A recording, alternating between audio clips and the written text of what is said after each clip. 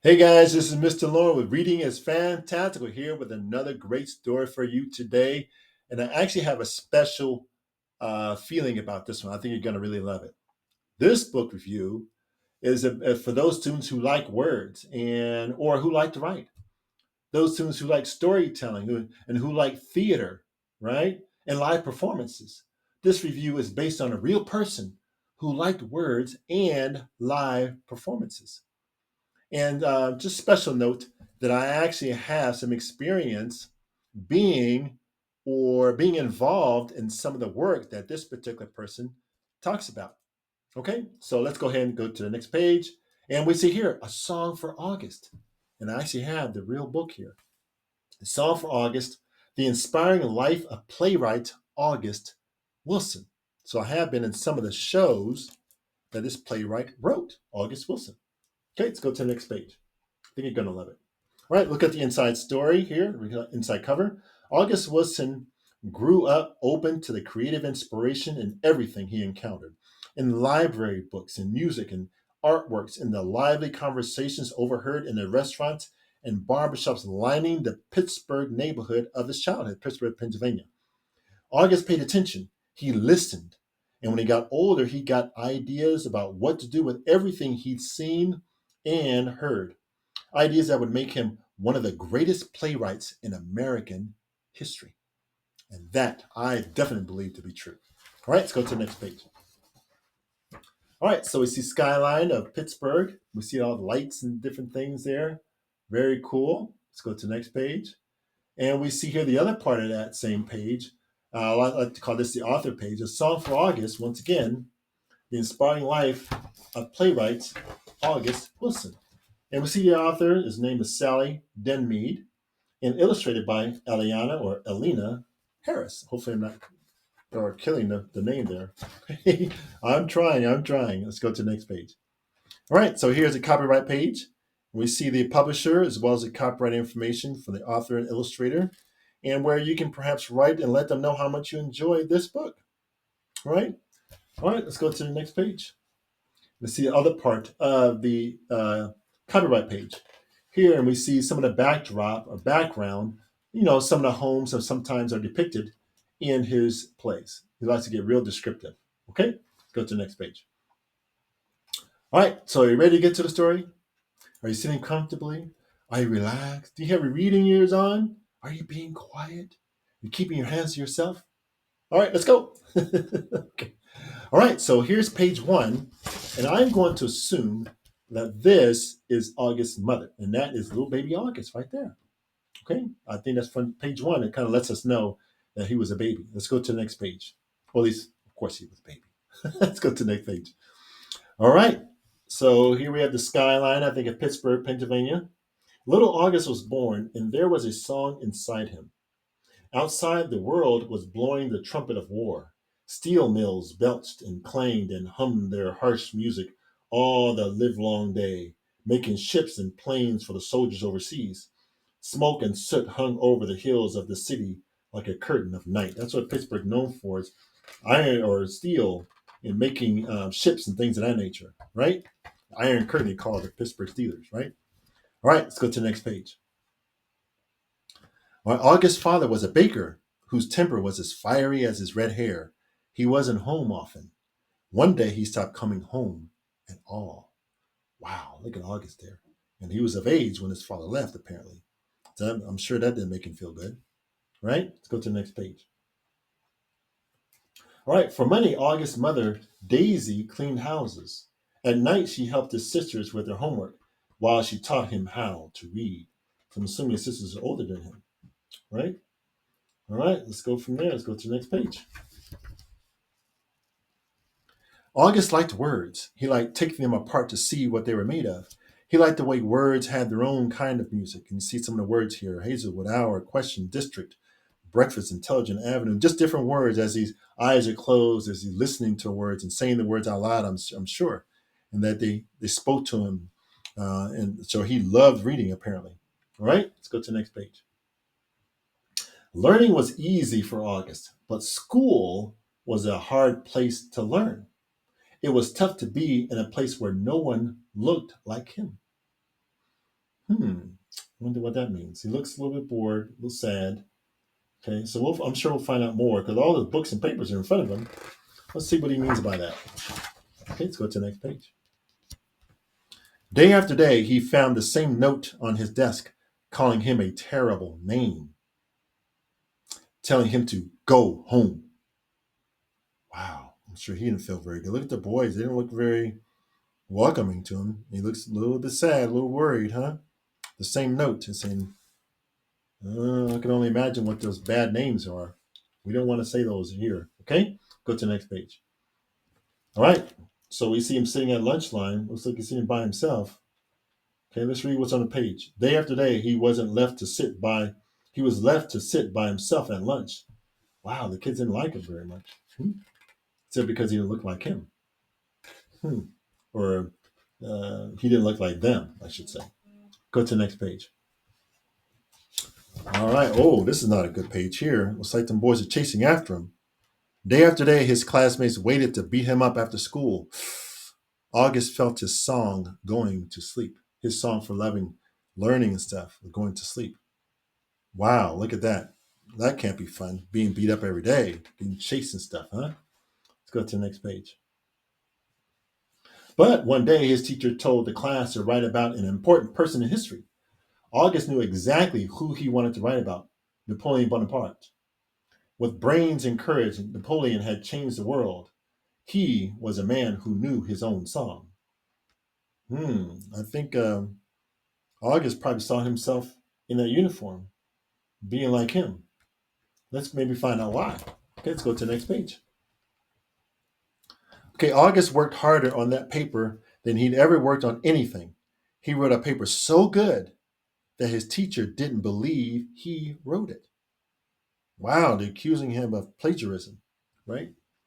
And somebody else wrote it for him, something like that. At least that's what the teacher's saying. Let's go to the next page. All right, anger blared like a horn inside August's ears. He tore up his beautiful paper and threw it in the trash. Then he walked out of that school. Old boy's going to get trouble when he comes back tomorrow. Woo. I'm sure they didn't like him doing that. Let's go to the next page and find out what happens next. Next morning, August got up for breakfast with his sisters and brothers. Okay, so he has sisters and brothers. He kissed his mother and walked out of the door with his school books just like every other day. Okay, so he is going back to school. Very good. All right, what the teacher's going to say when he gets back. Let's go to the next page. But this day, August went straight to the library. He read all morning. So he didn't go to school. He acted like he did, but he went to the library and read books there all day. Carnegie Library. All right, let's go to the next page. For recess, he went down to his old school's basketball court to shoot hoops right under the principal's window. Oh, we see a picture of the window of the principal looking out the window. He's just playing basketball out there. No one's coming to get him. Well, they're just going to write him a note or send to his mother or something. Let's go to the bottom of the page. No one came down to find out why he wasn't in school. Doesn't look like anybody cared that he wasn't in class learning stuff. Wow, let's go to the next page. Back at the library, August wandered through the long rows of shelves. I will let the books teach me everything, he thought. Well, that's pretty bold. I don't really advocate that. But let's find out what happens next in this story. Let's go to the next page.